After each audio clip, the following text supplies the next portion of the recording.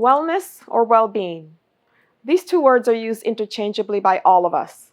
But do they really mean the same thing? Of course they don't. Wellness is about being healthy physically to be able to do the things that you want to do. But well-being is about being happy. It's about being successful. And when you're happy and successful, then there's a feeling that comes over you like none other. If the pandemic has taught us anything, it's that just being healthy just isn't enough. It doesn't fill us up. It doesn't make us feel content. Whereas well-being means that you can be happy about the life that you have, the things that you do. The pandemic separated us from our loved ones. We were physically separated, and it impacted us in such a way that today we still feel those impacts. So when we think about what we've learned from the pandemic, we've learned that happiness is what we're seeking, because being healthy just isn't enough. It doesn't fill us up. So we need to continue to strive towards happiness. So how do we get to happiness from healthy? Well, really, we just need to ratchet it up a notch.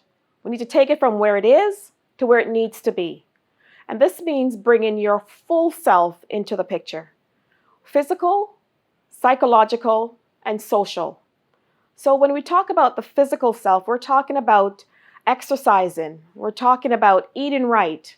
We're talking about doing those things that physically gets our body in the place that we need it to be. Socially, get rid of those things that are pulling you down, that are not filling you up. Interact with those who really make you feel like you're contributing to their lives as much as they're contributing to yours. Meaningful connections. And when we think about psychological, we're talking about making sure that our headspace is right. Mindfulness exercises, taking time to just relax. We need to do all three, because when we bring all three into the equation, then we have an ability to be happy. Now, when we talk about the pandemic and the impacts, being happy is one of those things that sometimes seems like it's out of reach. But we know that happiness is something that we continue to strive for. It's not the one and done in terms of being happy. I'm happy today, so that means I'm happy. No, we're talking about a sense of happiness that permeates everything that we do.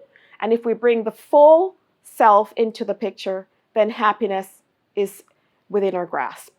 The focus on happiness has been something that we've seen increase over the last decade or so. Gallup, the polling company, tracks well-being. The United Nations tracks happiness. They put out a report that talks about happiness.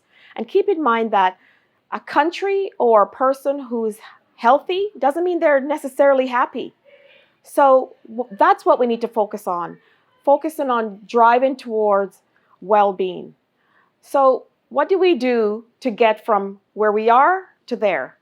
Well, we need to continue to focus on what well-being is like. What does it feel like to feel happiness? That's something that's hard to quantify. But normally when you're feeling happy, you're able to do all the things that you want to do. You're able to physically do the things you want to do. You're more productive at work. You are able to live longer in your lives. You're able to contribute to society in a different way. So think about happiness when you're, in your everyday lives. Think about the difference between the two, well-being or wellness. The two are completely different, although we continue to use them interchangeably. And at the end of the day, what we want to be able to do is be our best selves, bring all of us to all we contribute to in our communities, and being well-being helps us to get there. Happiness helps us to get there. So think about it. Wellness or well-being? They're not interchangeable. They're two completely different things.